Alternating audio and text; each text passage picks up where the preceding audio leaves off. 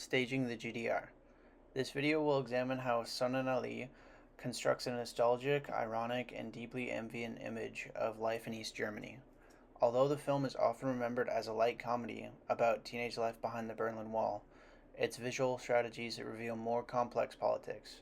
In this video, I argue that Sunan Ali uses stylized nostalgia, ironic exaggeration, and youth centered framing to challenge official GDR narratives while also participating in post reunification trend of nostalgia, a longing for an East Germany that never really existed. To make this argument, I will draw on course readings and earlier analyses we discussed, such as scholarship on social realism and the positive hero, historical background on anti fascism as a state narrative, and materials on how memory, identity, and political myth operate in post wall cinema. The opening scene of Sunan Ali immediately establishes a world staged between absurdity and constraint.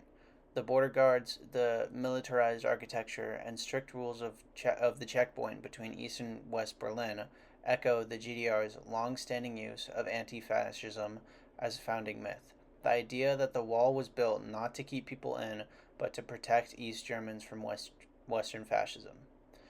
In earlier coursework, we compared this trope to films like I Was 19 or Destinies of Women, where anti fascism is presented as heroic, unifying, and very morally clear. In Sunan Ali, the tone shifts. The wall is no longer a heroic symbol. Instead, it becomes a set dressing for teenage antics and a prop that enlightens the absurdity of state power rather than its authority. The boundary remains real, but its meaning is inverted.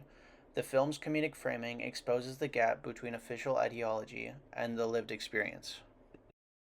A key visual device used in Sunan Ali is its use of music, especially Western pop music.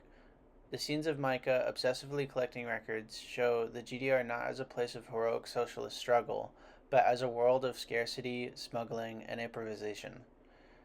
This depiction resonates with what scholars call everyday resistance, the subtle ways people pushed against state norms without open rebellion. Previous readings on socialist realism emphasizes that official GDR art demanded exemplary positive heroes whose labor and loyalty inspired the masses. Sunan Ali rejects this framework entirely. Its protagonist is not a model worker or political exemplar. He is an awkward teenager whose biggest dream is owning a Rolling Stones record. Visually, this reinforced through bright, saturated colors and loose handheld camera movement techniques that contradict the rigid, monumental style associated with socialist realism. The film's aesthetics themselves critique older ideological model. One of the film's most effective techniques is its ironic juxtaposition. Scenes of teenage rebellion are repeatedly interrupted by minor officials of the state, like the school administrators during the school dance and the officers.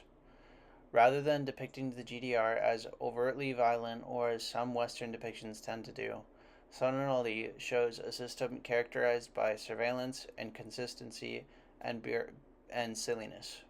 This aligns with coarse descriptions on how many East Germans experience the state less as an omnipotent big brother and more as an intrusive but often incompetent presence.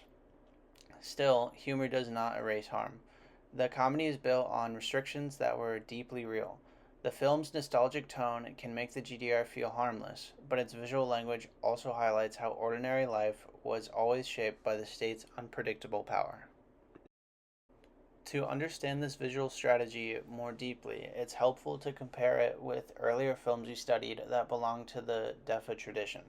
Works like Destinies of Women were required to follow socialist realistic principles, such as clear moral binaries, characters who grew throughout socialist enlightenment, and an emphasis on the collective over the individual. Sunan Ali deliberately reverses these conventions by showing that morality is ambiguous, the collective is dysfunctional or irrelevant, and the characters grow not through socialist duty but through private desires like music, love, style, and parties.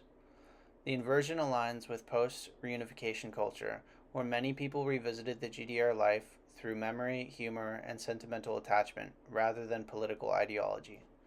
Scholars call this nostalgia, and its influence is visible in the film's warm color palette, retro props, and affectionate portrayal of daily life.